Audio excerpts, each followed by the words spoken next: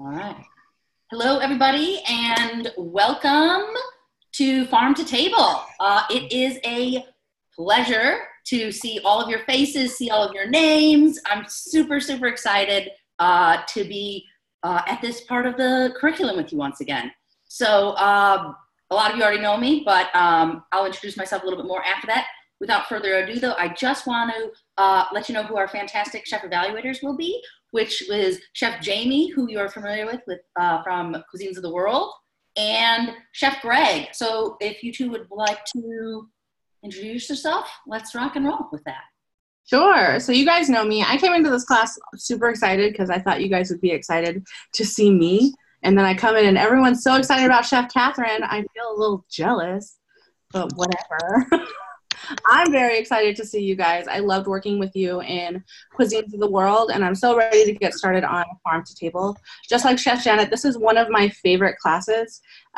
You learn so many different things in such a short period of time. We get to have incredible discussions. I do want you to know that this is, as much as Cuisines of the World was an upper level class, now we're like 400 level classes in college. We are at this level where we're expecting a certain amount of research from you. We're expecting a certain amount of work and on-time assignments. We want to be working with you guys and see the level of work that you are creating. Because as Jane Jepson's going to come in here, as she talks about, we're very, very close to externship. And we want these habits that you're creating in this class to carry you right through that externship. So that's exactly what we're expecting to see for your assignments. Chef Greg, what do you got? My name is Chef Greg. I'm working with you guys for Farm to Table, and it's definitely the best class, so it's a good one to have right before your externship. Looking forward to hearing about everybody's externships. It's obviously the good part. It's what we worked all this time for, to get out there and show everybody what we learned. I am working with Chef Jamie and Chef Catherine, so thank you. If there's any questions for me, please give them to me. This is my first class, so if I can't answer them, I will ask them, and they will assist me. So thank you. Thank you both. And we have the lovely Miss Jane Jepson here to talk about some really important stuff. So listen up. It's externship talk, guys. It is. It's my favorite subject, and it should be yours too. It's the externship course that's coming up in January. So part of the externship course, which is your final course of the program, is an externship that you're going to be doing in a commercial kitchen. So I want to remind you that Career Services is here. We're your partner in this process. We're here to assist you to get ready for that course. And what does that mean, to get ready for the course? Well, that means that you've got to do a little bit of homework. You've got to work with us to find and develop an externship site that qualifies for the program. And then you need to be prepared to secure that site and be ready to work on day one of the course start date. So we go through a process then of working with our students, so that's all of you, in doing a little bit of research and homework, and I know this isn't new to you because we've talked about it before, to find a site that's really going to help you leverage your culinary education and your previous experience into the best possible entry into the culinary industry. So we are available to help you go out and identify sites that you may want to use for your externship. We're available to assist you in developing that site by calling employers on your behalf and developing a site that'll work with your schedule and your availability. We're available to assist you in working with the documents that are required in order to secure the site. And then we actually approve the site and get you all ready for the classroom when you'll be working with Chef Gina. I want to just remind everyone your externship course starts in January. And it's after the winter break. So we're going to get through the holiday season. You're going to finish Farm to Table. You're going to go on Christmas or holiday, winter holiday, and then you're coming back and boom, your externship starts. So you want to be extra certain that you're working with us early, that you have a site secured before you go out on that winter break, and that you're ready to work day one. And it's a little bit more challenging in January because we've had all of this holiday activity. And sometimes, depending on the market that you're in, the season comes to a screeching halt in January, which means that the opportunities may not be as plentiful. So I really encourage you to reach out to your career service representative, start having a conversation about what kind of site you're interested in and getting the assistance that you need to have that site secured. After I leave the classroom tonight, I'm going to share with you a couple of resources that I encourage you to take advantage of. And I'm just going to share my screen very quickly. The first resource is basically a externship labs. So everyone is assigned a career service representative. And that career service representative either works a region of the country or a program. Annette works pastry and baking, Natalie works East Coast, Eric's Midwest, and Deborah is West Coast. So by now you most likely know who your rep is. They are scheduling a series of labs, and here are the labs. So for example, here are Natalie's labs through this block that you can join and start a conversation about your externship. So I really encourage you, this is your homework. This is what's required of you in Farm to Table to prepare for externship. You've got to come in and attend one of these labs to get started in this process. So I'll send you this schedule so that you'll have that moving forward with the block. And then if you look at page 2, I want you to take a look at the career service workshop schedule. So I encourage you to look at this workshop schedule. We have a couple on here that might be really relevant to you. For example, finding a job or an externship site. That's going to be scheduled on December 3rd. So make a note of that. That's probably a workshop that you're going to want to attend. There's a workshop on resume development. There's a workshop on how to think like an employer. All of these are going to be really important to help you with your finding an externship site. And then finally, I'll send you the map. So if you don't already know who your externship career service rep is, you'll have a resource that you can use to determine who that is. All right, any questions? Yes, I have a question.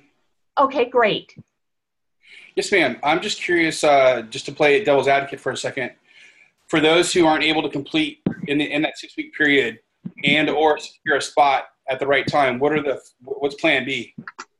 Okay, first of all, I want to tell you that the externship course, successfully completing the externship course is a requirement in order to graduate. Now, if you enter the class and maybe you don't have a site right on the first day, you can start a little bit late, a couple days late, but you would then request an incomplete. But you have to be really careful because the incomplete gives you 2 additional weeks to complete the program, but 150 hours, that's a big nut. So you want to make sure that you do your planning now so that you do have a site and that you've made all of the lifestyle adjustments necessary so that you can complete those 150 hours in the first 6 weeks of that block and perhaps with the extra 2 weeks at the very end of the block. Okay, may I follow up to that, please? Of course. I believe I understand you clearly. I just want to make sure, just so you can say this. If we don't complete it by the 6-week period, February 19th, I believe, plus or minus a 2-week grace period you mentioned, then does this pretty much negate the entire previous year at that point? No, it doesn't. It doesn't negate the previous year. What it does is you don't pass the class. So if you don't complete those 150 hours and complete the requirements, and there are additional requirements. For example, you have to go into the classroom and participate in live discussion and also post on discussion boards. That's the program of work for that externship course. You have to successfully complete that class in order to graduate. So if you don't complete it, you'd have the opportunity to retake it. Jane? Yes. We have a couple questions. Megan asked, What if we already have our site paperwork all sent in and the email that approves the site? Does this still all have to be done? Okay, and Megan, so you already have your site? That basically meets the requirement.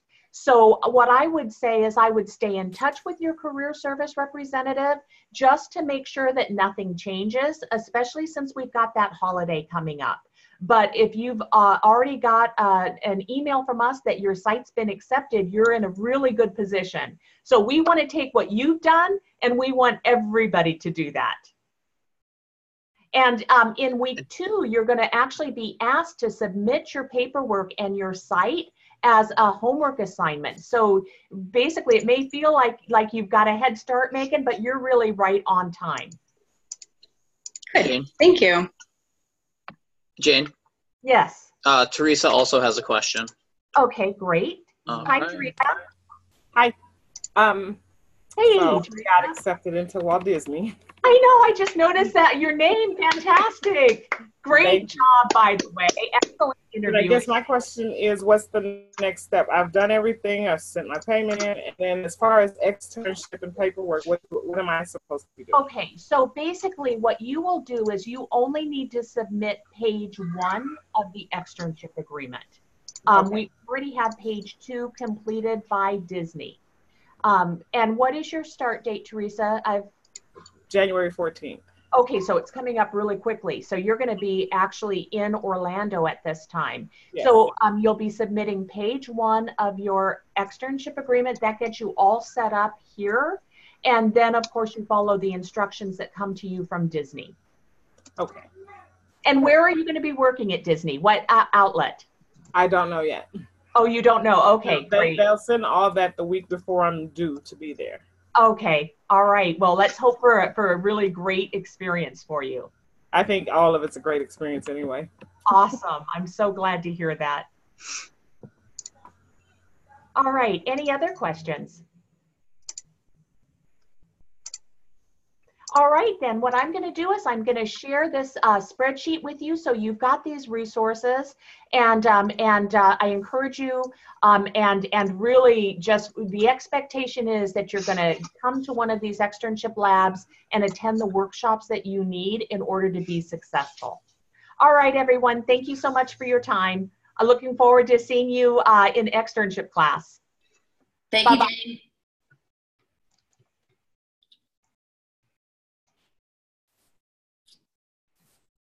All right, everybody. Sorry, it's just taking me a minute to get out of the classroom. No problem. We're good to go. Okay. So, class. Externship is not a joke, and it is around the corner. So, if you've looked at our upcoming class, you will see, as Jane mentioned, week 2, you've got to submit anything, right? Even if you have a few ideas of places, submitting something and getting that ball rolling, showing us where we're at is, worth more points than 0. Okay. So if you're like, hey, I'm thinking about this cafe down the road and I've got an interview set up, let us know where you are. So that way, Chef Gina, who's going to be grading your week 2 externship assignments, can have a better idea of where your progress is. Okay. Really, you've come a long way. It's been a year. Okay. Almost a year, right? Since I last saw you guys.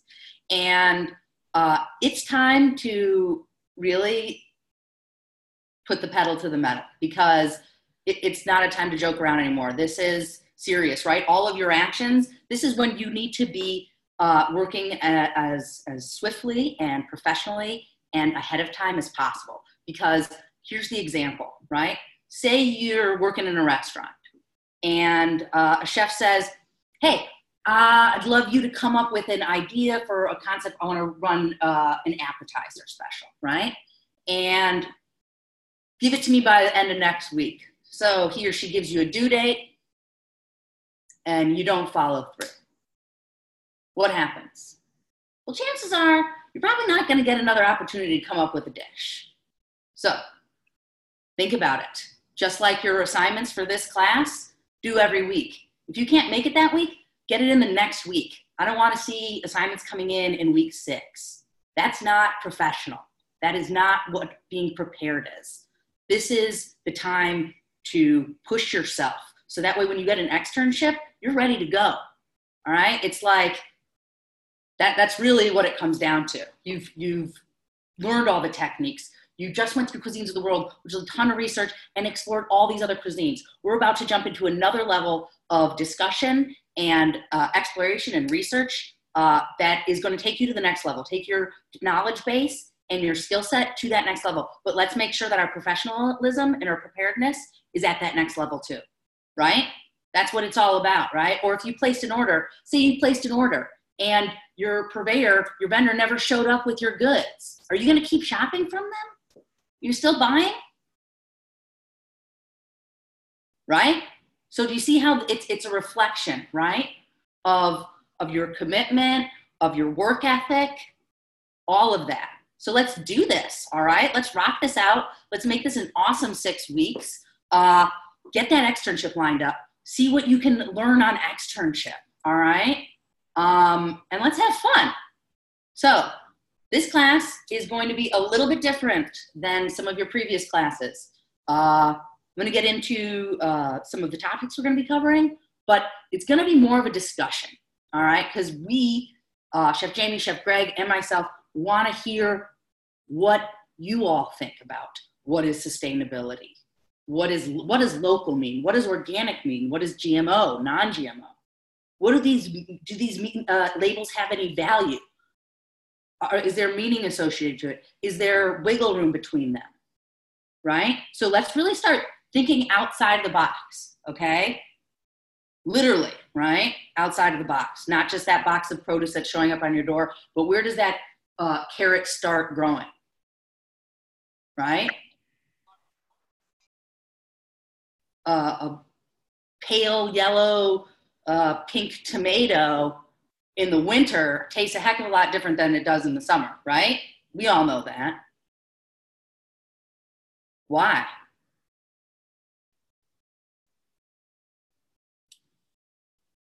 Talking to you guys. I think it has something to do with the seasons.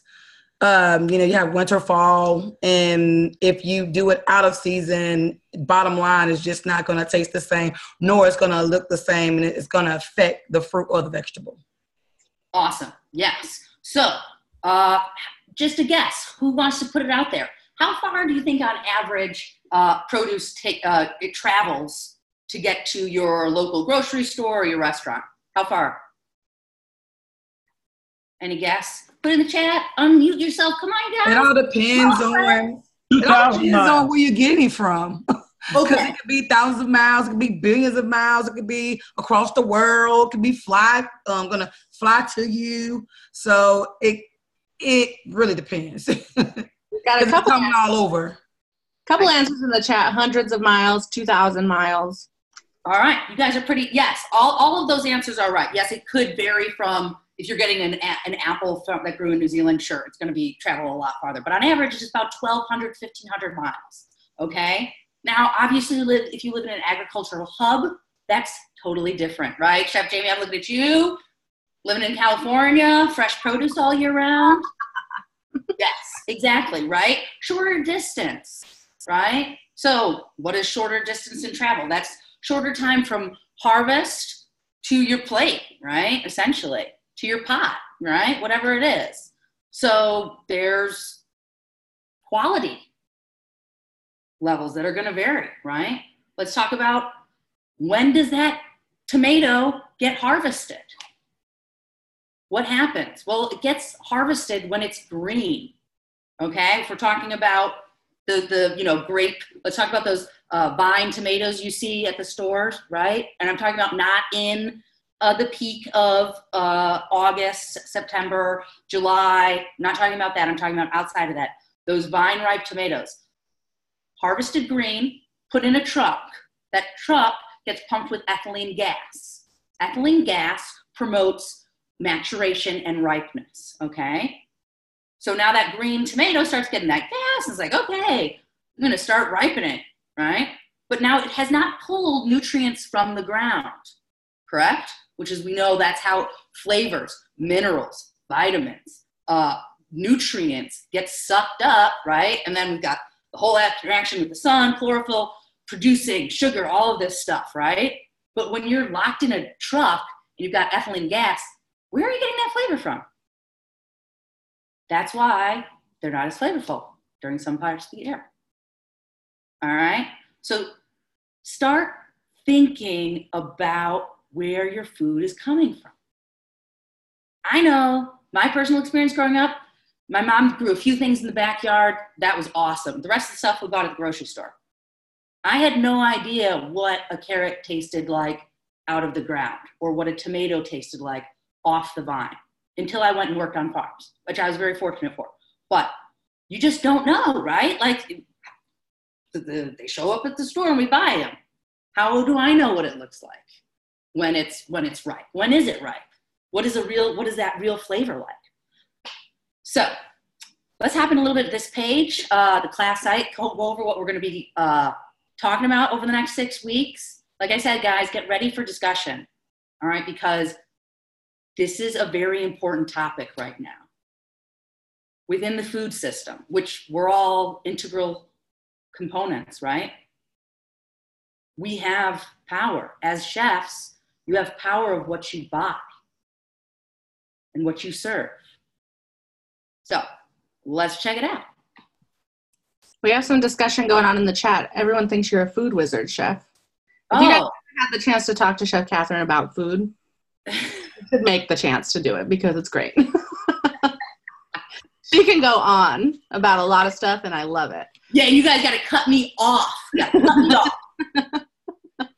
Seriously, no, but this is what it's all about, right? Sharing knowledge, having different viewpoints on what we think matters, right? Because what I might think is valuable, maybe somebody else doesn't, and that's okay. It doesn't make either one of us wrong or right. Remember that. This is not, I'm not here to make you do anything or believe anything that you don't already believe. I'm here to, we're all here, me and the chefs, to provide information so that you all can make the best decisions for yourself and in the long run, your establishment that you work for or own. Okay? So this is just about the more knowledge you have, the better choices you can make. All right? Because at the end of the day, profit is also something we need to talk about, right? To piggyback on Chef Catherine, chefs are always going to have different opinions about everything. And part of what I love about this class is the promotion of discussion, is having that conversation. I worked at a culinary school a long time ago, a ground campus culinary school, and all of the chef instructors, we were all standing together arguing, like heated arguing about the correct way to boil an egg. Because everyone has a different opinion about how to do things. And talking about where food comes from and things like sustainability, everyone is going to have a different opinion. But I tried boiling an egg the way my dear friend Chef Adam boils eggs, and now that's how I do it. You learn things from these discussions, and I was steadfast about my boiling egg technique. And now I do it a different way. So having that conversation and being able to open up conversation is really important. Please know, none of us are trying to change your mind. I can't change Chef Catherine's mind. I can't change Chef Greg's mind. But we can all have an open discussion about this really important topic that we're all here to discuss anyway, which is food. Exactly. And thank you for bringing perfect segue, Chef Jamie, which is respect, right? We all know how it is. Everybody must be respectful of one another's opinions, values, and ideas. We are all here to contribute to one another's learning experience. It is not about putting anybody down. It's about sharing. And like, Chef said, you could have differing opinions. It doesn't matter. That is okay. If everybody thought the same way, nothing would change. And life would be really boring and food would be really boring. So, let's roll. Thank you, Seth. Okay, here we go, guys. If you haven't had the chance yet to check out the old class, get on it. Obviously you did because you're here. But let's check this out. So obviously syllabus is always right here. If you want to learn, see where your grade distribution is going to be. Check it out. Discussion forums, 15%. Assignments, a whopping 65%. Your culmination assignment is 20%. All right? So what does that mean? Do your work, right? Assignments are worth 65%. We are going to be doing research. We're going to be cooking. You're not going to be doing both every week, so don't worry. But check this out. The advantages of whole animal cooking, right? Utilizing parts of the whole animal. Seasonal vegetables. We're just gonna get into it, all right? We're gonna cover a lot of stuff. Let's hop back here. I'm like, who cares about this class page? Let's talk about food, right? Because that's what we're here for. I know, I'm so excited, guys, but we gotta do a little overview. So, we are, this week, hopping right in, you're gonna do some research about farm-to-table restaurants, okay? Like I said, I'm gonna just do a quick overview and then we are gonna get into some more conversation, all right? So you've got weekly readings always. Sometimes they're gonna be clips, sometimes they're movies, sometimes they're short. They're usually pretty, they're not huge reads.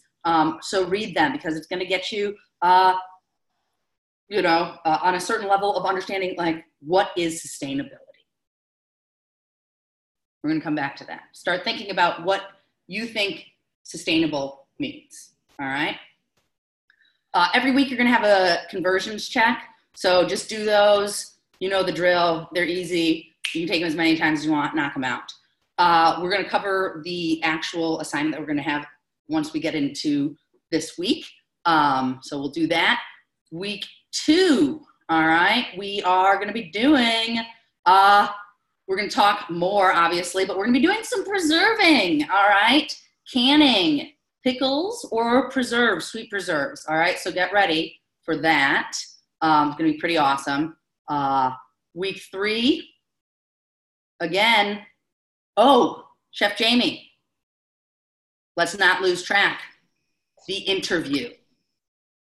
Yes, the interview. Yes. Do you want to talk about the interview real quick so that we don't miss anything? So I'm really glad we're talking about the layout of this course and what's going on week by week, because in week 3, we have a big assignment.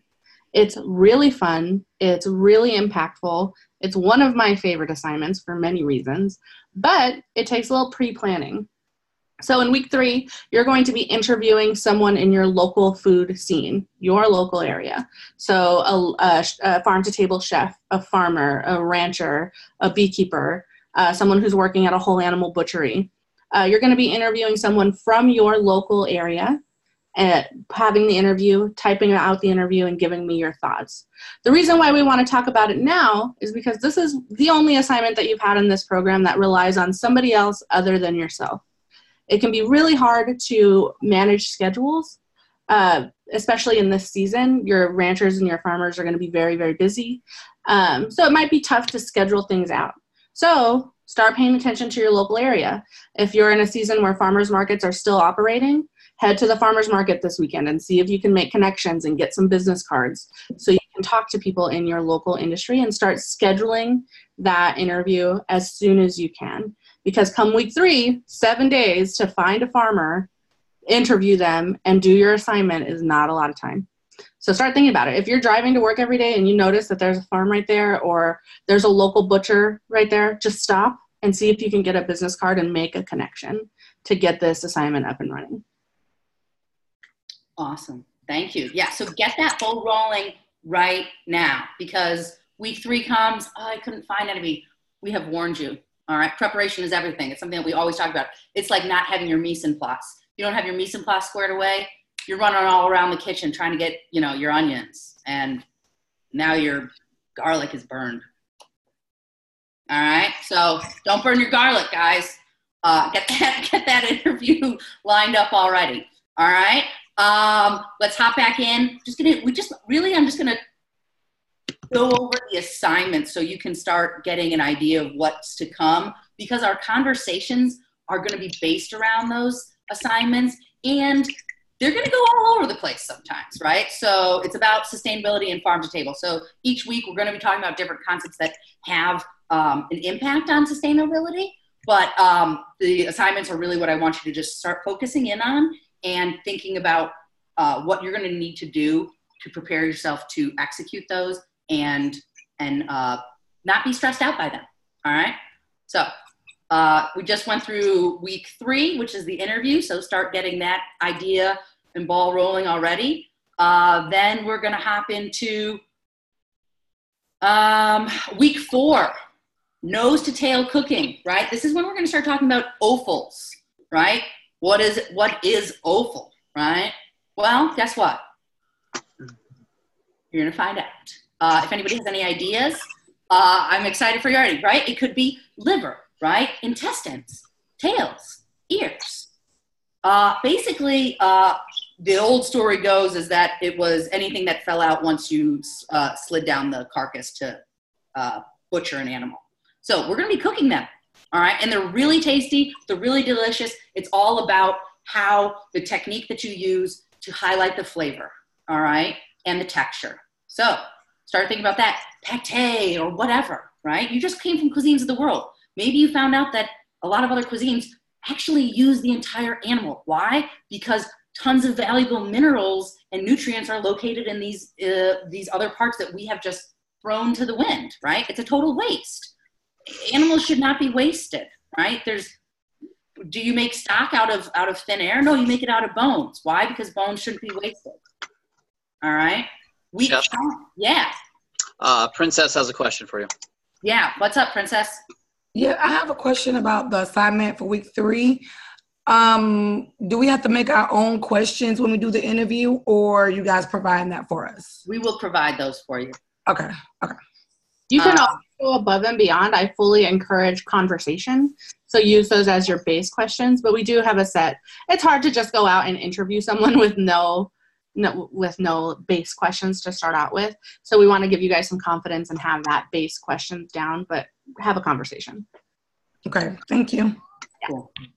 You're going to be doing a lot of research on offals for week 4, so get ready for that. And then hopping into week 5, you are going to be creating a farm-to-table menu with your philosophy, right, behind it, which we're going to get into a little bit more just after this, but I want to just start to give you the heads up of what you have to come so you can start to prepare. All right? So you're going to make a farm-to-table, a seasonal menu. It's going to be awesome. All right? So you're just going to develop the menu in week 5. Then come week 6, you're going to execute that menu. And it's going to be a celebration dinner. You're going to celebrate yourself and all your achievements and accomplishments that you've done here. And it'll just be a really nice way to kind of round things out. All right? So remember, week 1, we're going to start researching farm-to-table restaurants, which is right here and now. And we're going to start talking about sustainability. So who would like to share what their thoughts are and what they think sustainable means?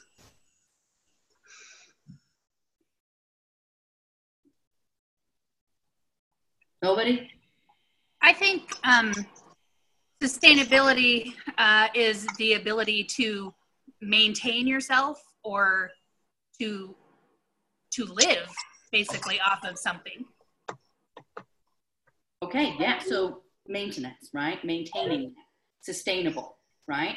There's a circle, essentially, right? A circle of sustainability. Can you continue with these practices or habits or whatever in order to keep that circle moving? Or do you run out? Is that, if you run out of water, how can you grow something? That's not sustainable, right? So, who would like to say, anybody else, any thoughts on sustainability? Or what do you think a farm to table, that's the class we're taking, right? Farm to table. What do you think farm to table really means? Let's start there. I think it means what food used to be prior to the Industrial Revolution and producing processed stuff. Awesome. Yes. So the Industrial Agricultural Revolution, right? 1940s, 1950s, our landscape changed in America, right? We had a lot of smaller farmers that supplied the local area, right? Now, big farms come in because we need to produce more, right? That's the goal, right? There's always a reason behind certain things, right? It wasn't like, oh, let's just take all the small farms away. There was a demand for more food and produce. So they had to meet those demands, right? So how do you do it efficiently? Well, you do it on a larger scale. You buy more land and you produce one crop. Well, guess what? Monocrops, right? So now we're growing the same crop in the same field over and over and over and over again. We've gone away from those normal farming practices, right, that have been used forever, rotating crops, seasonal, growing things, you know, according to the climate, the area, what grows well here, what doesn't grow well here, right? Which crops survive. So yeah, the industrial and agricultural revolution that happened in the 1940s and 50s shifted a lot of the dining scene. So farm to table, going back to that. Anybody else? Any other ideas what farm to table means? Chef. Yeah. Natasha said in the chat, sustainability means growing food that does not pollute our waterways. Okay, definitely. That is a huge contribution to that. Now, why do we think that it might, growing food could pollute our waterways? Anybody? Pesticides. What pesticides? Right, chemicals, right? Okay, so now, because we're always going to play devil's advocates, well, I'm going to say those chemicals and pesticides allow, I'm a farmer and now I can grow more crops and I can actually provide for my family. So it's sustainable for me. Yeah, but you have to wear full head to toe protection gear to spray some of those insecticides that you're putting on food. Totally. I'm just, you guys, I'm gonna make it, you know, I'm gonna play all sides, right? Because when you think about that, yeah, and then what's the lifetime of that farmer? Maybe I get cancer, or I have, inhale too many chemicals and bloom, insides burn, right? Gone. Okay? So let's talk about sustainability of people, workers. If we pay our employees a wage that they can't survive, right? They can't live on, is that promoting sustainability?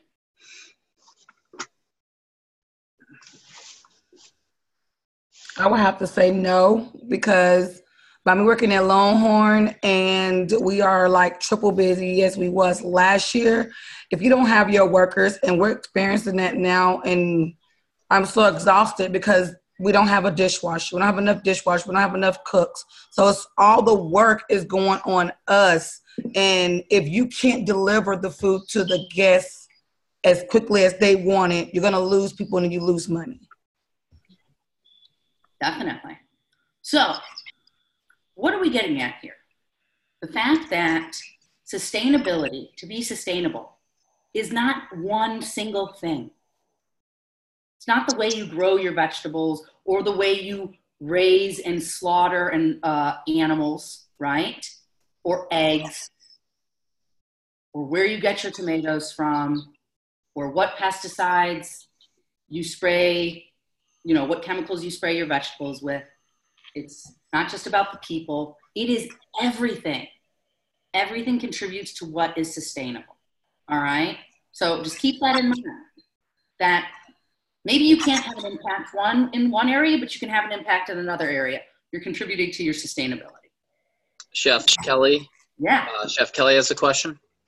Yeah, Kelly. Kelly?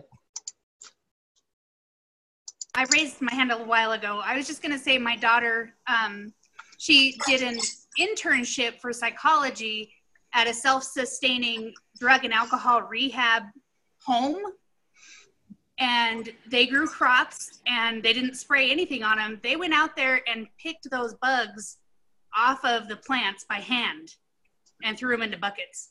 Yeah. So. And to play expensive. That's very labor intensive. And to play the devil's advocate, sure, they're not having pesticides. You might end up with a higher nutritional value of your food. You're not risking losing your other crops to pesticides. But now let's talk about a grand scale. Let's talk about the entire state of California. We could even drill it down. We could talk about the city of LA where I live. My farmers, could they realistically do that and supply the food that's required? Could they do it for one restaurant? How much food does one restaurant use? You know, there's two sides, there's 100 sides to every one of these topics that we're going to be discussing, and there's a lot of topics we're going to talk about. So I love that you guys are already participating and giving your 2 cents in. It's awesome. Yes, I love it too. This is what it's all about. So let's talk a little bit about the farm to table movement, all right? Now, this started a bit of time ago, and you will see that, like in all industries, there, you know, maybe somebody claims something that they really aren't, okay? So you could say, oh yeah, I'm farm to table. But are they? You need to be sure that your restaurants, all right, are really following through on what they're claiming. Because right now, farm to table, local, it's a huge trend, right? So if you're trending, if you have a trendy, popular concept, you drive more business, right? So everybody wants to get customers in the door, right? So you use your marketing skills to pull people in. So if you say you're farm to table or you're locally sourced, people are going to want to go in. But now, are they upholding that? Are they really locally sourced?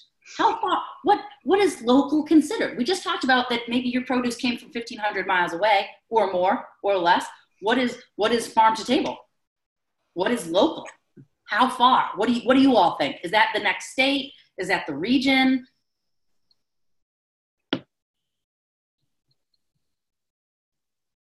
Anybody? I'd say at the most of maybe a couple 100 miles. Okay. At the most. Enough time to get it there fresh. Christine said the same city. The same city. Okay. Then it depends if you actually have a farm in that city. If you have the farm in that city, you technically can go there and get the vegetables or fruits or whatever you desire to get instead of actually traveling. Right. So then let's start thinking about where everybody lives. Where is a restaurant? Say a restaurant is up in the northeast regions, right? Like New England of the States, okay? Their growing season is far different from Texas, okay? Crops that grow there also going to be different. So what's local for a restaurant in New England is going to be very different from what's local to a restaurant in Texas. Now, say you want to source only from 100 miles. What does that limit you to? In the New England, let's say New England. Can I get lemons? Am I going to have lemons on my menu?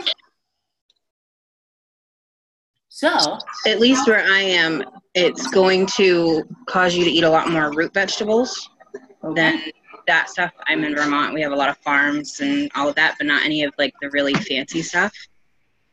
And a lot of canning and growing our own stuff. Perfect.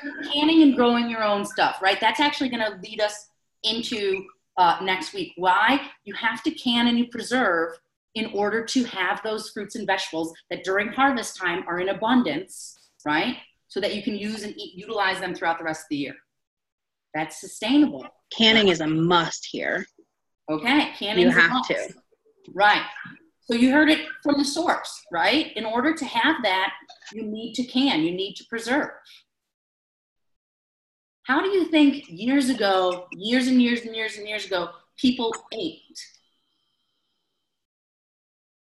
They weren't getting stuff shipped from 1,500, 3,200 miles and beyond, right? You just came from Cuisines of the World. How did local cuisine develop? Based on the ingredients that thrived and grew in that area, right?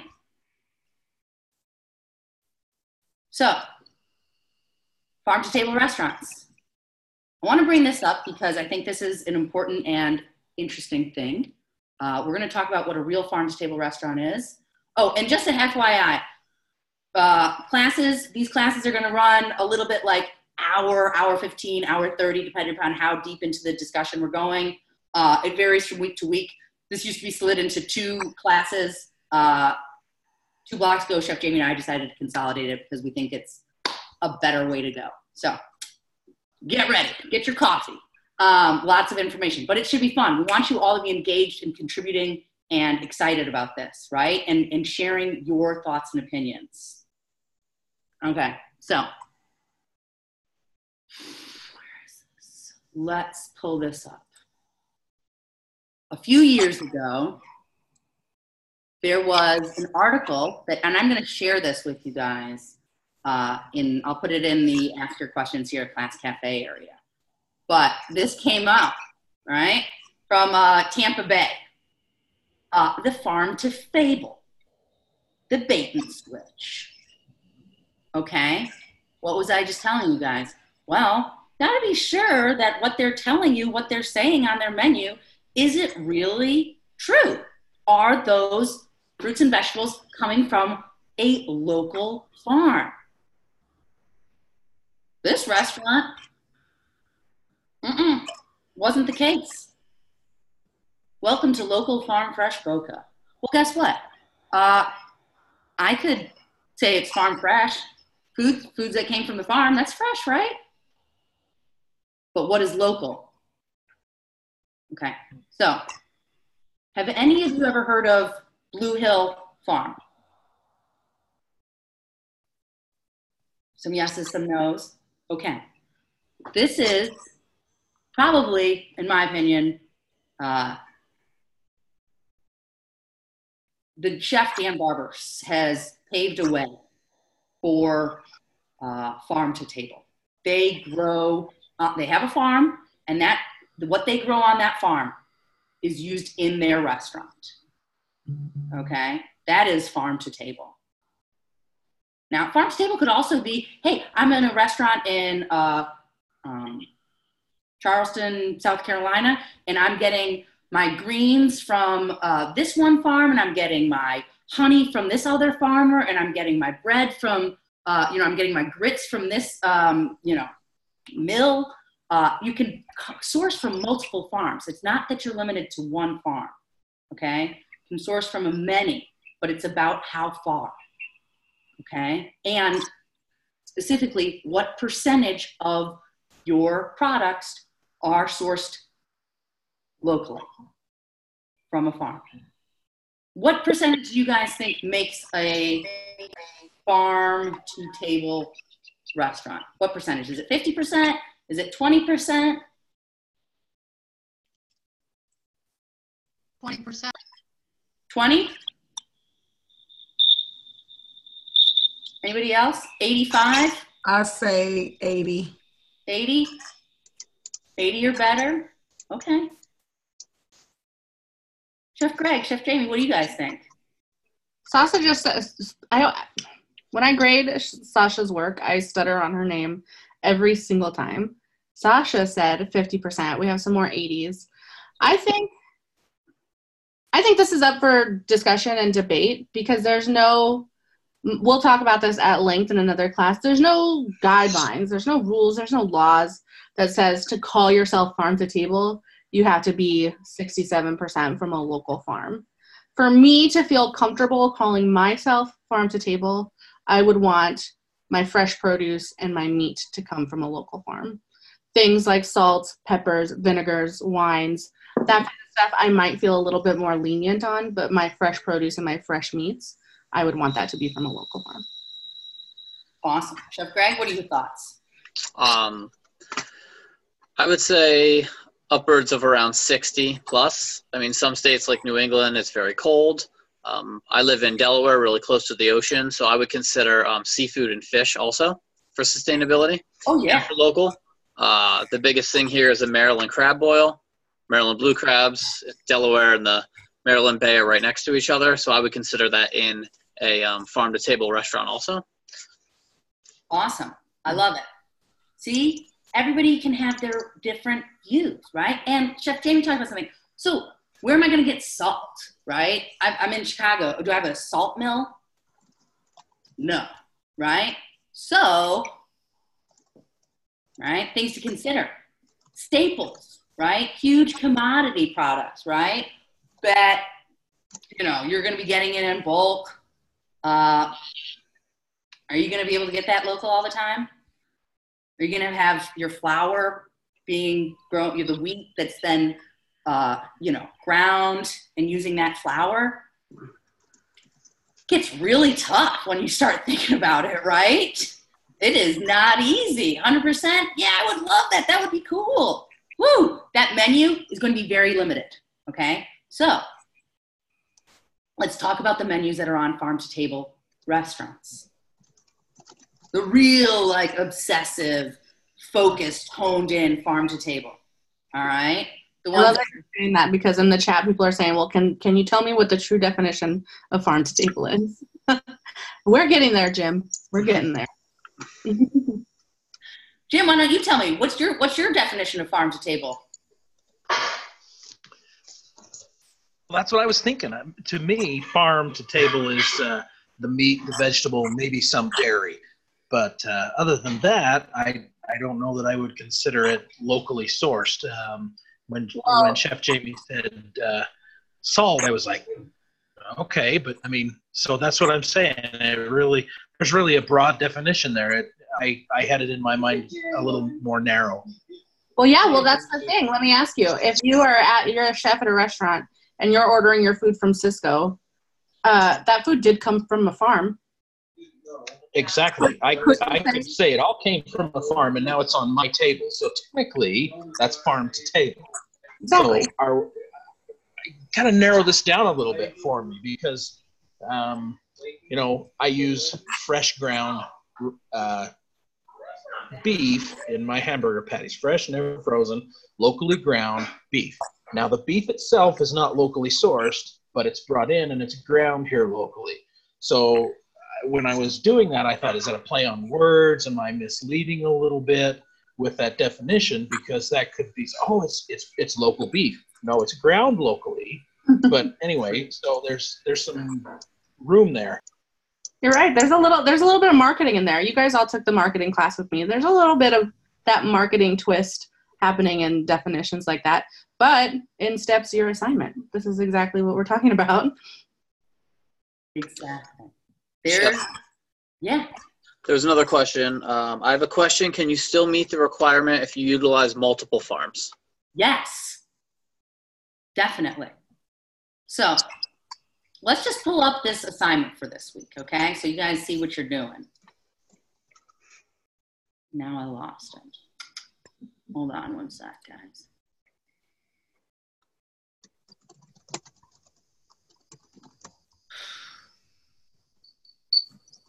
All right. Hopefully this is it. No, that's definitely not that.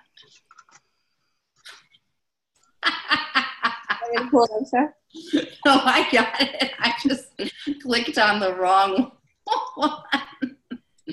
Okay, cool. We're back to week 1. Okay. So here we are. Getting into your readings, right? Now, this is the assignment, and this is why I'm going to pull it up. This is what you're going to be asked to cover, okay? And here's an example that I want to show you right now. But check this out. You are going to be looking for a farm-to-table restaurant, all right? So to go back to what we've been talking about, what really classifies as the farm-to-table restaurant?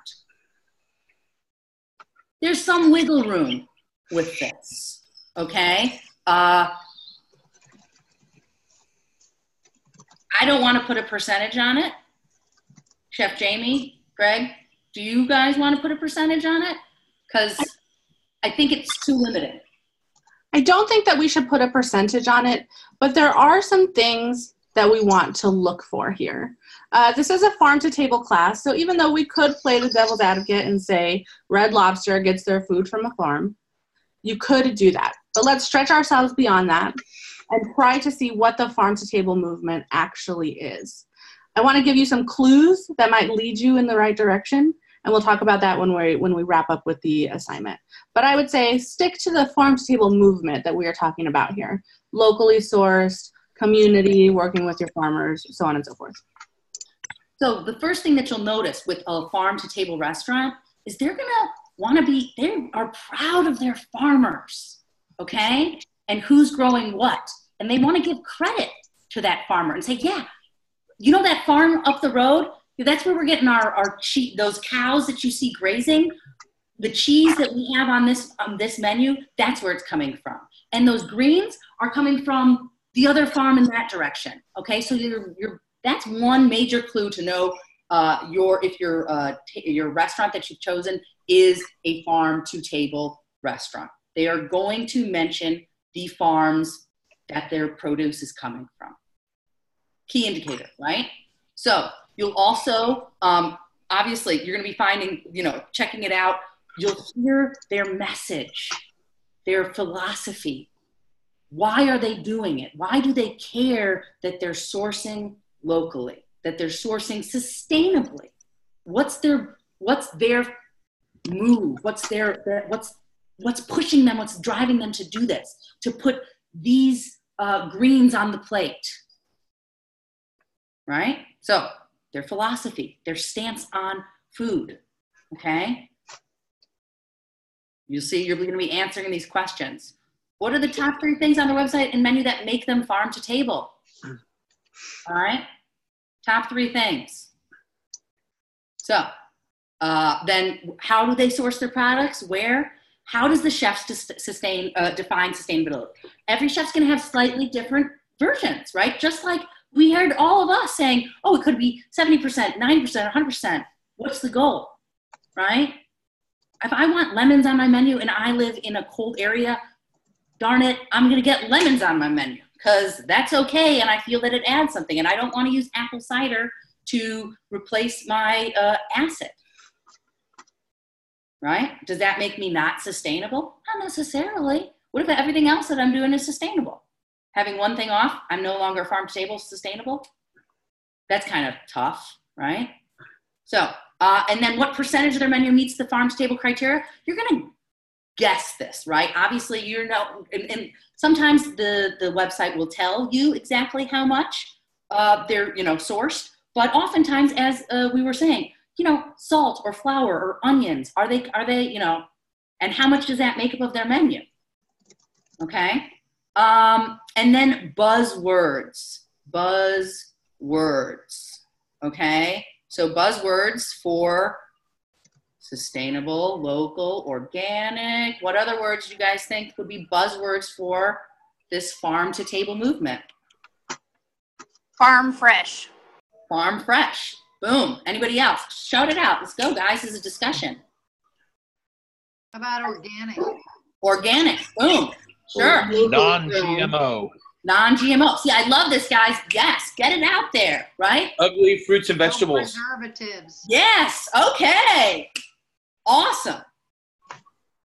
Perfect. Artisanal. Artisanal. Yeah. So let's pull up some of these. I've provided a document at the bottom of the page with these restaurants, so you can check it out. This is the Herb Farm. I'm not seeing your screen, Chef. Oh, really? All I see is the assignment. There we go. Good now? Yeah, we're good. All right, cool.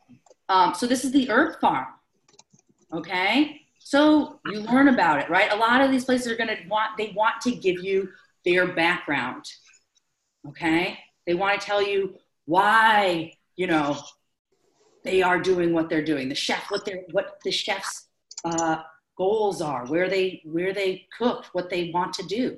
Okay, North Pond, another one. The chef here, nominated for tons of James Beard Awards, compost sources within the Midwest region, right? So that's a little bit broader than just, 100-mile radius, okay? North Pond, you get the menus. A seasonal tasting. So that's another thing about a farm-to-table menu. You're gonna see seasonal changes. If you're a farm-to-table restaurant, you cannot have, it would be very difficult to have the same menu throughout the entire year because you have limitations on harvest, products that you're able to get in, right? And the seasons change. Okay. I would like to add something while we're on this page. So. What's up? I want to add something while we're looking at this page right here. Yeah, come on. Notice on the bottom left corner, it says dinner Wednesday through Sunday from 5:30 and brunch. So if you're struggling to figure out, is this restaurant that I'm looking at really farm to table? Look at the hours that they operate. If they are locally sourced, if they are getting their ingredients from farmers in the area, do they have enough food in the kitchen to be open all day, to be open every day? Probably not. So these are some clues that you want to be looking at as you're researching restaurants. Doesn't have to be a restaurant in your area in any of the United States. As you're researching, start looking for these cues. Is it seasonal? Do you see the farmers listed on their website? What are their hours of operation? If they're 10 to 10, 7 days a week, you have to start questioning where are they getting that food from because farms can't sustain restaurants in that way. Chef Princess has a question. Yes. My question is, so when you research it, so you just type in what restaurants are farm to table? Like when you need to research for the assignment? Well, you're going to get a broad range of farm to table, right? Restaurants. That's why I'm pulling up these right now to give you an idea of what a farm to table restaurant could look like. Okay. If you were to just type Then I was going to ask you, can we use the ones that you already showed? Yeah. Go for it. Obviously, spread your wings, explore, try and, I would say, see if you have one in your area, right? Because first do a local search. I was thinking about Longhorn, and then I was like, we stay open too late, so. Yeah. Remember, a lot of large chains, corporations, they're not gonna fall in line with that farm to table, okay? But I would say look in your area first. See if you have anything that falls in line with farm to table, because that would be a cool place to go check out, find out, oh wow, there's somebody that's in, only an hour away that's doing this and sourcing locally, right? Pretty awesome. But sorry, got that. You're gonna want to look. You can use the ones we've provided, basically, but there are far more out there than just the 5 that we've supplied. Okay, so we actually have a local farm to table here. It's in Waterbury, which is only like an hour and a half away from me, and their menu changes every day because they get it from so close to where they actually run. They have to go by all the farmers and everything that's right around their area. So every day is different, and they don't have normal hours. So perfect. Perfect. That's a great example, right? Let's just take a few other looks at these other restaurants really quickly. Right now, here's the Black Cat, which is out in Boulder, okay, Colorado. Right? Boom, our farm. They are sourcing. They have their own farm, right? 130 acres, certified organic. Pulling straight from there. All right. Here's Blue Hill, that one we were talking about. He's been on the Mind of a Chef, I believe. I think it's Mind of a Chef, right? Chef's Table? Chef's Table. Chef's Table. Chef's Table. Thanks, guys. But look at this, right? They're out there. Check. Now they have a few locations, but you don't see a bunch of locations all over, right? It's all in New York area. Here's another one, Local 360. So the ones that you're showing are the ones that's farm to table, basically come straight from the farm, go straight to the restaurants and served on the table, correct? Not always. There are some farm to table concepts where they have a farm. The restaurant is based off of the farm that the restaurant owns.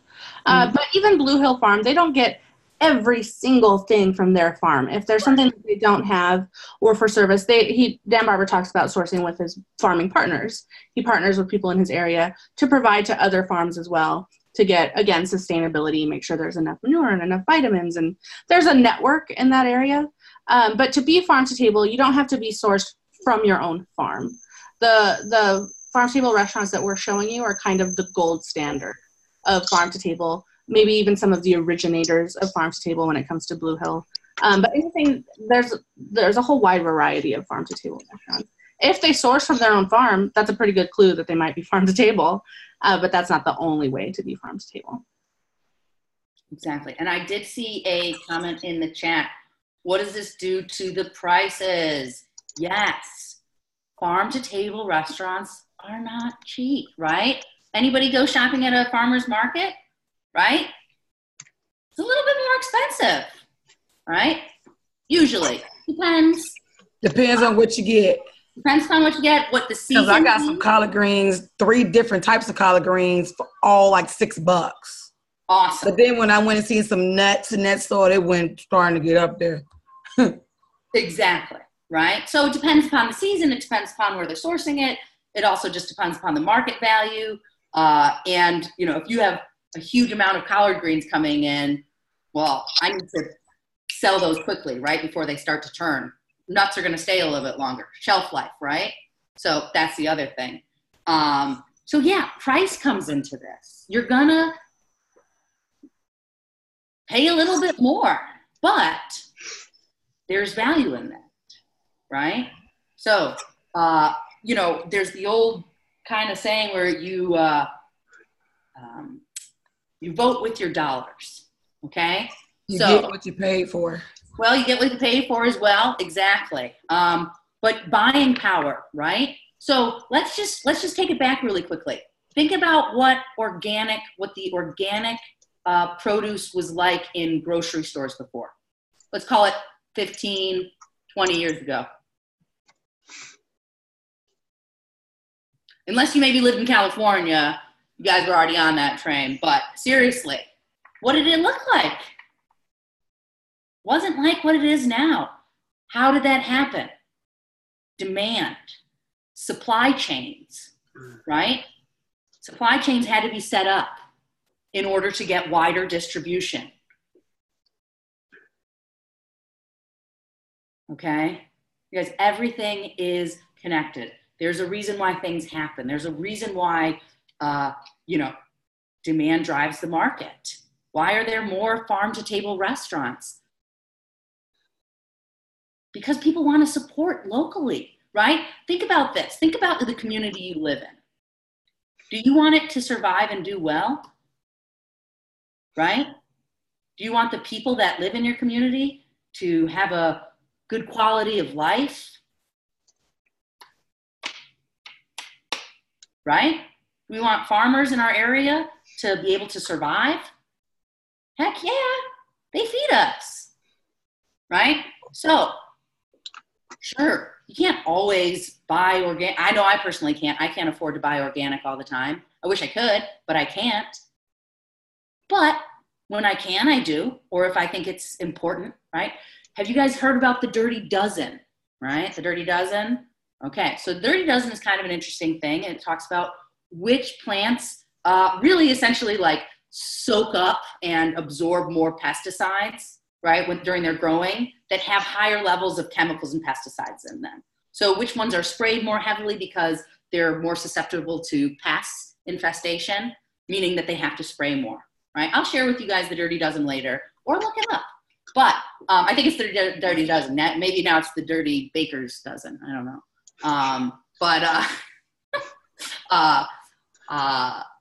you know, so maybe you would say, oh, okay, I'm not going to buy this one organic, but I will buy this. Like a banana, I'm going to take that. Maybe they get sprayed, but I'm going to take that peel away. Do we think it matters? What do you guys think? You bet it does. Okay.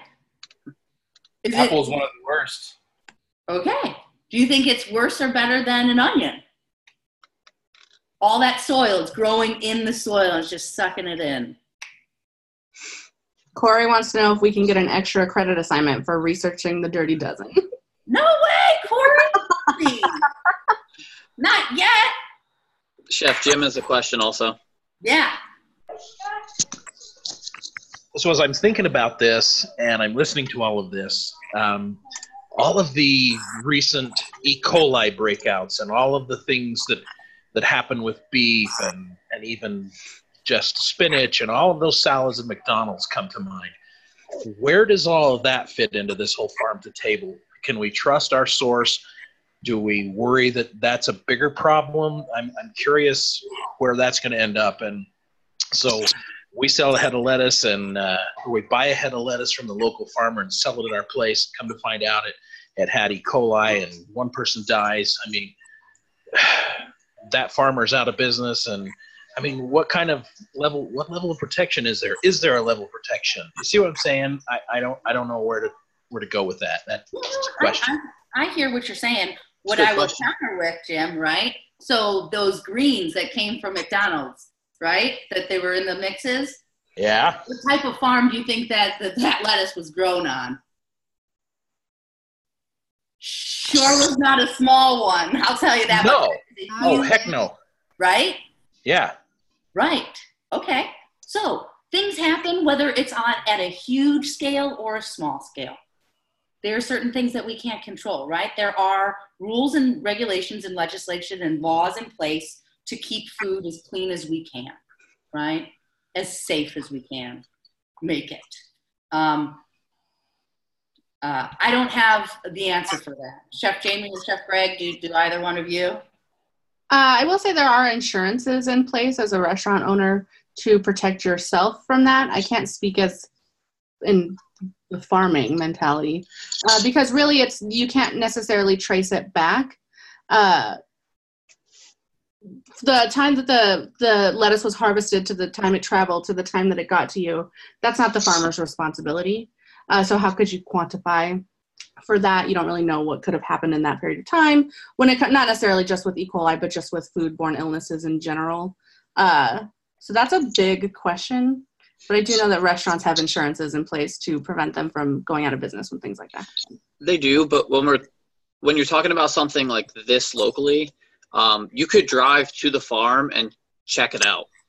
They should, anytime you own a restaurant, if you work in a corporation, for an example, I worked for Bank of America. I was executive chef. Huge corporate contracts. However, when I switched from US Foods to Sysco, they invited me out. Every full inspection, make sure all the FDA, everything was all approved to show me before I switched. So just like that farm, they should welcome you out to the farm to see the pigs, to pick a carrot with them, everything. And a lot of that you can really see if you'll know immediately if something's like just that bad or just that suspicious. I think that's a great point. I work with a whole animal butcher currently.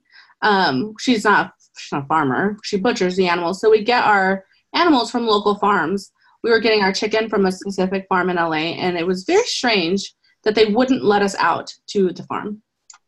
They gave us information, they showed us pictures, but they wouldn't let us go out to the farm.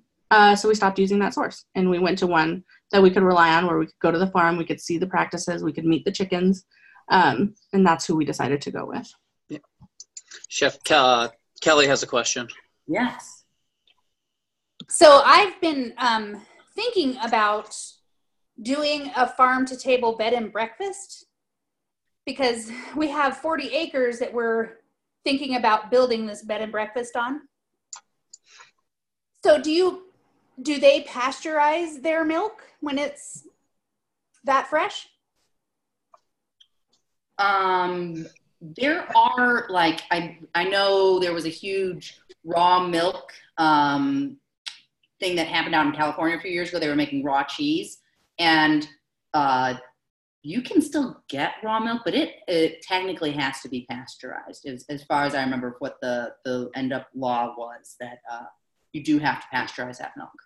The only way I know of that you can get around pasteurizing milk, and I know this because I'm from New Mexico, is that if you're on a indigenous reservation, a Native American reservation, the rules and regulations are different. So you can do unpasteurized cheeses and things like that. That's the only way that I know of that you can not pasteurize. There could be more. I'm not sure. Thank you. Welcome. All right, let's hop back in a little bit more and then we'll wrap this up. So, I mean, unless you guys want to keep talking, because we can talk about food all the time. But let's just get back in there really quickly.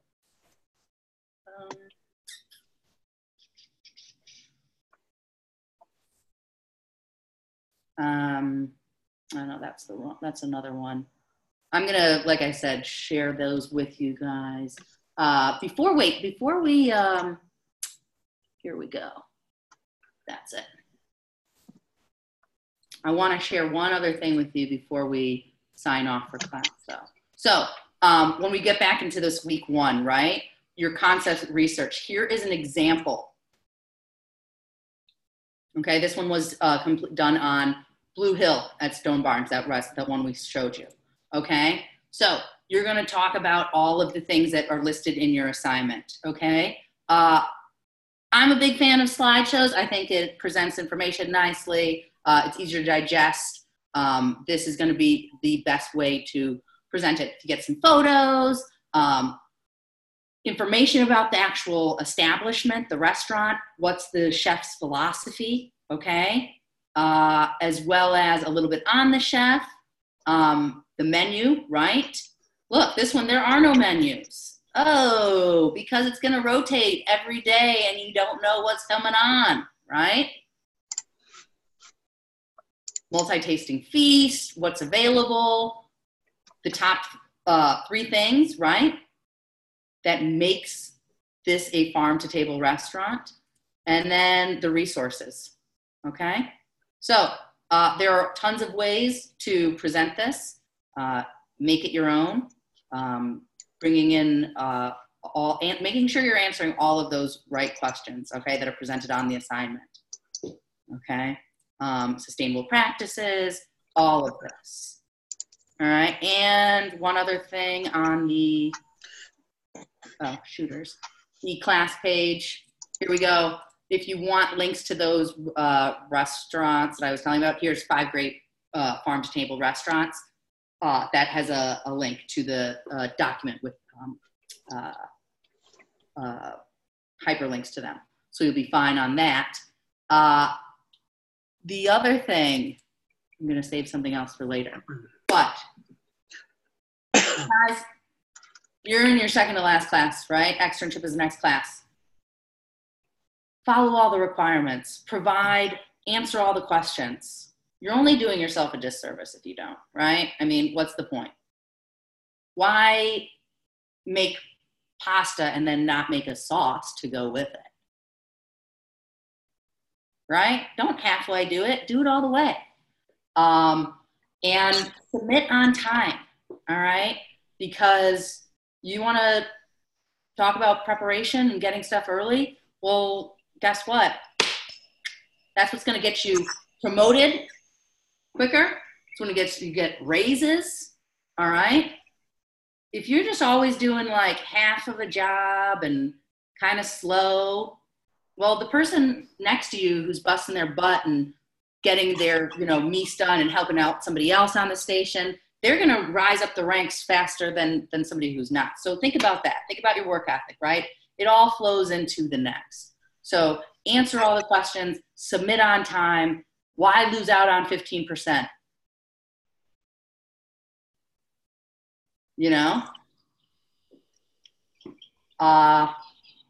And questions. Reach out, communicate. If you are struggling with anything, I don't care what it is. Chef, I have a question. Has a question? Yeah, what's up? For the slideshow, just like how we did it in our last block, that's technically how you want us to do if we do the slideshow. Just answer the questions and put your pictures and everything, and everything is organized, correct? Yeah, an organized slideshow that addresses all the questions for the assignment. Yes. Okay. Thank you. Someone asked this earlier. It doesn't have to be the same template you used last class. It doesn't have to be the flavor pack. However you want. Cool. So reach out, guys. Let us know if you have issues. If you're having a difficult time, or if you want to verify, hey, I found this restaurant. Is this farm to table? Seriously, shoot me a message and just send me the link, and I'll hop on there. I'll check it out, and I'll get back to you. It's really easy, right? Like if you have any doubts, if you have any questions at any time, use us. We are a resource. Milk us dry, all right? Like this is your last chance, right? Before you go on externship, ask us questions. Reach out to us. Communicate. If you're having a difficult time with anything, personal stuff, finances, whatever, come on. Let's not let that be a hurdle that won't let you succeed and follow through and complete this, complete this journey. Okay, guys? So seriously, you already know Chef Jamie, you already know me. Chef Greg's super cool. So one thing I wanted to say about the assignment before we wrap up. Yeah, go for it. A couple of you have mentioned this. We're kind of vague right now. We're presenting you with big concepts, sustainability and farm to table. And these are big, giant concepts, and how they pertain to the food world is what you're going to learn in this assignment. We are purposefully opening the door to these ideas and seeing how these restaurants, these farm to table restaurants are operating, how they're putting what their menus are looking like, what their sustainability practices are. This is really going to help it start to make sense to you what we mean about farm to table and sustainability. By the end of this class, you are going to have a full formed opinion on what farm to table and sustainability means to you. And this is the first step to do that. So to get the most out of this class, to wring this rag dry, you have to understand what farm to table means to restaurants and what sustainability means to restaurants. And that's what you're going to get out of this assignment. So do your research and do it like this is your college level class, because this is where we are now. Yeah. Thank you for saying that, because chef and class, that's it, right? None of the three of us chefs up here are not on here to tell you that a sustainable restaurant means this and that's it and that's the only way.